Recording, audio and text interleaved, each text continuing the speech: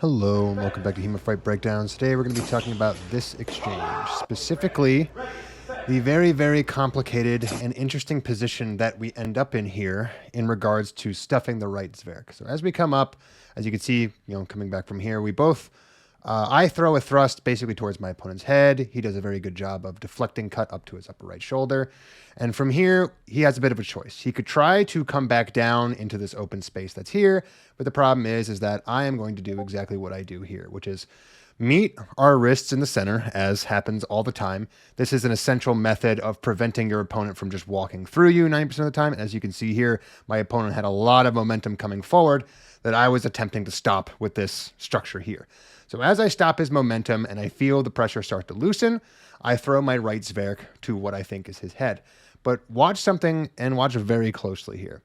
This is the position my opponent is in, and they're in a position here where they're couched really to throw a counter Zwerch if they could, but thanks to the momentum that they had coming forward, they're not really going to have the ability to pivot very quickly. So instead, what my opponent does is he lets go with his left hand and grabs at my sword. And then this is something that I've recommended before for stuffing the right Zwerch all the time.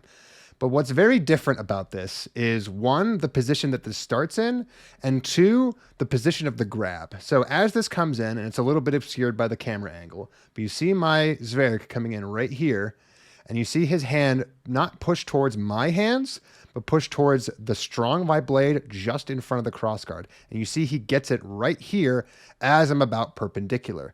And the thing is that from the outside, it looks like he basically just catches my sword out of the air. But what is important to remember here is that there was pressure right here on the wrists just a second ago. And as that pressure releases, what he's doing is he's not just pushing forward with his hand, but he's pulling down. And what that does is right here, right as my Zwerch is coming around, I have to pull my hands backwards over to my left shoulder just to get the blade in presence. Because if I threw the right Zwerch out right from where I was forward, well, I would sort of just roll my strong over his arm and it wouldn't do anything. In order to get contact with the last third of my blade, I have to pull my hands back to get that angle. And my opponent capitalizes on this by, one, basically matching the speed of my hands going back with the amount that he pulls down on my strong, and two, by pulling the strong itself, ensuring that he gets the weakest and most, unthreatening part of my sword and pulls it down, not out or not forward, or not just tries to put his hand in the way, specifically because this is one of the only scenarios in which he could have possibly stuffed that Zwerch without just getting hit low and in the body. So if we recontextualize this interaction and we talk about the low right Zwerch, which is something people throw all the time, what would happen here is if you were in my position, you want to throw the low right Zwerch, what you do is you'd sink your knees down and throw this exact same motion, but to here, this unprotected rib area. And the issue is that traditionally when I have recommended stuffing the right Zwerch with a grab like this, what I recommend is chasing my right hand with your left hand, because as this starts to rotate, it is the rotation of the right hand, aka that pivot point of the sword, that really generates all the power. You can see all the travel that my right hand has to go through to get to its destination. Whereas my left hand, it could pretty much more or less stay where it is. And most importantly, if you're pushing my left hand, well, you're just feeding momentum into the Zwerch. So you try to resist the rotational energy of the right hand to stop this. But my opponent didn't do that, and I think my opponent is right to not do that, and I think I'm going to have to amend my recommendation for stuffing the right Zwerch, because this, I think, is a much better way of doing it, because it utilizes the fact that the low right Zwerch especially is going to put you in a position where this right hand is going to be rotating along a different plane. Because I go for my opponent's head, it starts here and ends more or less here, which means it rotates along a horizontal plane. But if I were to throw it low towards the ribs, it would sink under here and this little 45-degree angle because I'd be aiming for the body, which means that trying to stuff my right wrist with your left wrist would be a lot harder, and you'd almost inevitably have to pull down just to chase my arm's trajectory. The other thing that I want to point out is the position from which he has stuffed the Zwerch his right hand is in. Now, what I say again all the time is anytime you miss a Zwerch or your Zwerch gets stuffed, it's grapple time. But grapple time works for both people. So from this position right here, my response, and I do sort of try to do it, my response would normally be to let my left arm go off of the hilt of the sword and chase my opponent's right arm, because I want to stop that pommel, that cut, whatever is going to happen. But one, because my sword is being pulled down and not simply stopped, my hips are not turned and my shoulders are not turned in the right direction to get my left hand very much into play.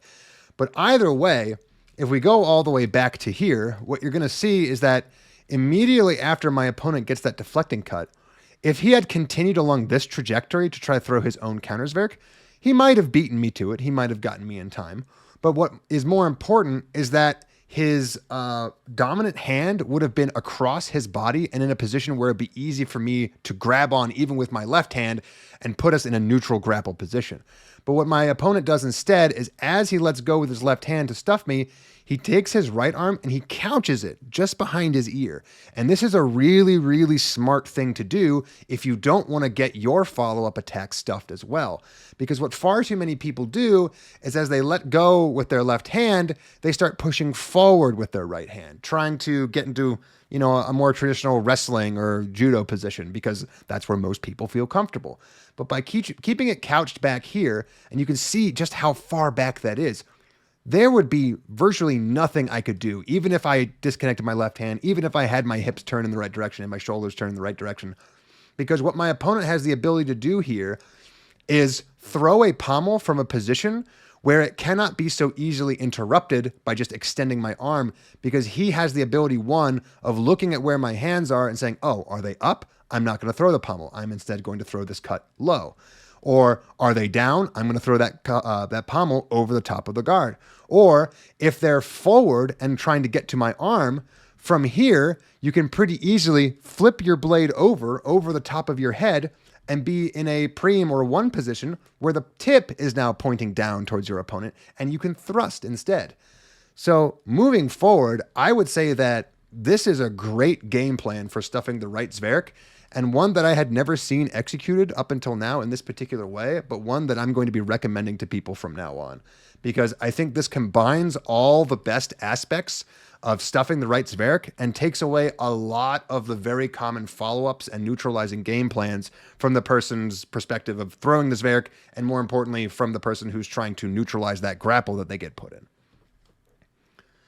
All right, that's going to be it for today. If you'd like to see your own footage featured on the channel, feel free to send an email over at HEMAFightBreakdowns@gmail.com, and I hope to see you next time.